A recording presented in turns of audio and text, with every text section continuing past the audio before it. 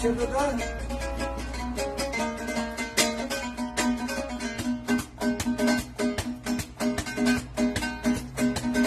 Karamatlı gözümdün ay Cemile, baldan şirin sözümdün ay Cemile.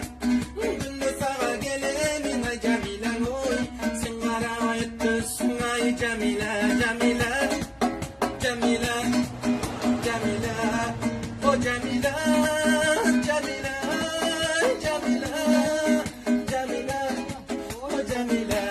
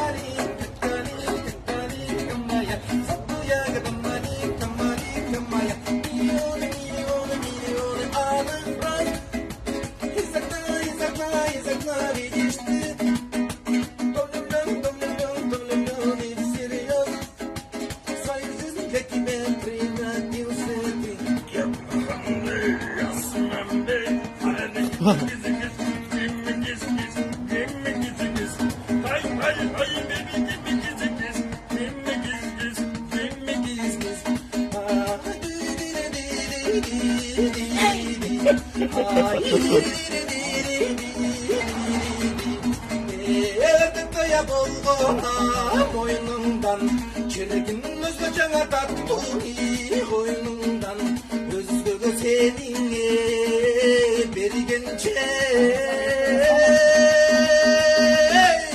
ay ölürüne çıksın boynundan ay